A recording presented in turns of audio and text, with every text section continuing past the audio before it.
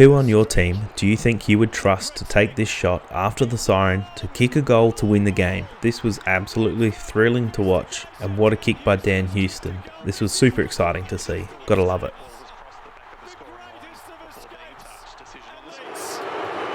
The streak to protect.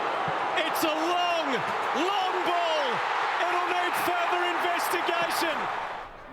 I know hindsight is great, but Young should have tapped this ball forward to go over the line to be a rush behind, but he doesn't. He taps it back into play, and Joe Danaher gets a free shot at a Richmond supporter here. What do you think about this also? Do you think Joe Danaher should be fined for this? Because it was probably a little bit unnecessary, actually. Oh yeah, the whole ball hasn't gone over, has it? But then Joe finishes it off. Easier goal than AFL football gifted to you. If you hate the moment. Jamie Elliott does it yet again. He uses his smarts, his speed, and also his just pure brilliance of footy. He taps the ball back to himself and kicks a possible goal of the year contender. Is there anyone on your team who can do it better than Jamie Elliott? Probably not.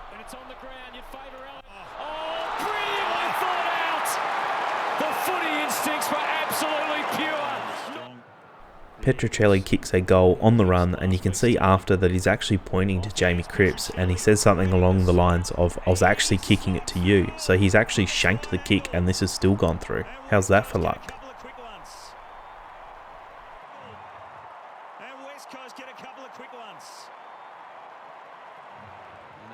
Watching this one live, I was actually very confused by this call from the umpire. I actually thought Markov got to the ball first, he kicked it, and it would have been a tunnelling free kick, but it was actually a kicking in danger free, which was a bit confusing. After watching the replay, I was still confused.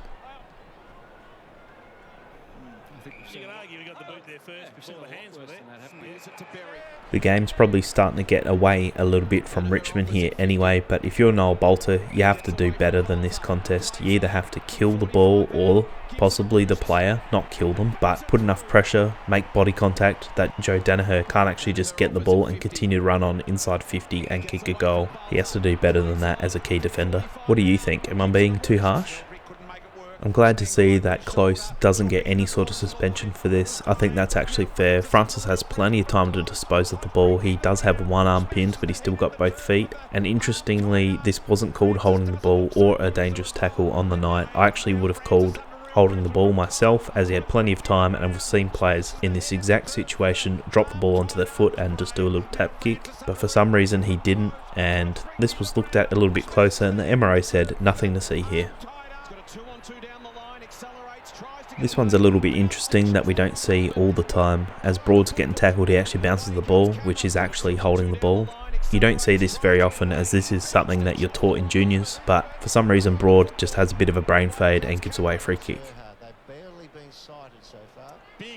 This was an extremely odd, very quick sequence of play here, as you see Butts and I think it was Coleman Jones actually collide heads. Butts actually gets subbed out with the concussion rule, and also Zohar just trips over his own feet or something. Absolutely no fault to anyone for the head collision. It was just a good contest for the footy, and unfortunately two heads collided.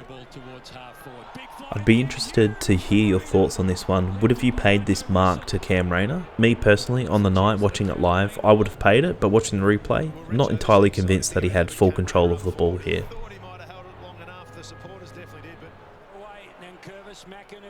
Charlie Cameron has charged out from the forward 50 and he's collided head on to Trent Cotchin and absolutely done himself a mischief here. He actually has to come off because it looks like he would have broken a tooth or something, but he does come back on, so I'm not sure what it was. Maybe just a bit of a bump to noggin, bump to nose, and then he had a little bit of bleeding, but he went back and played the rest of the game.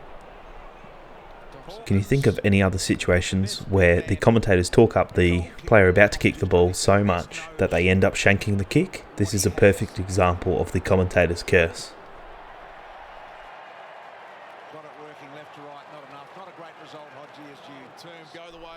I haven't had a look yet, but it wouldn't surprise me if Willem Drew and Ben Hobbs also receive a fine, as Tim Kelly did last week, for making contact with an umpire. They're both wrestling here and they sort of push each other into the umpire, maybe? I'm not sure. What do you think?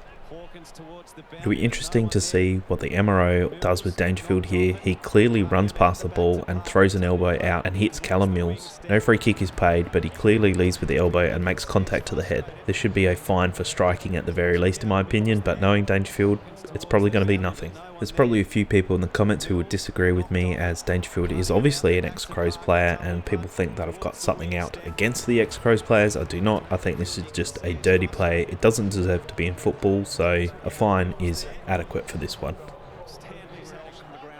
Dangerfield takes a mark inside the forward 50 and he's not given a warning from what I can hear, and the commentators also pick it up. Usually they'll tell you 10 or 15 seconds to go, but he gets no warning except for you can hear an umpire say 1, which means it's play on. Dangerfield rushes the kick and then ends up kicking a point. Do you think the players should be reminded at that 10-second mark or so to start moving it on their kick, or are they responsible for taking their 30 seconds to kick?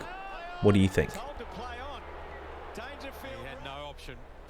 I haven't read through the MRO findings for this game just yet, but looks like Sam Polomka has made clean contact with Zerk Thatcher here. Watching it live, it looked clean, but then watching it from another angle, it does almost look like Sam Polomka makes contact with the head. So it'll be interesting to see if there's any other angles that the MRO can find to use to see if he deserves a suspension for this or not. I think it's clean, I think it's alright. We don't want to take the bump out of the game completely. Play on.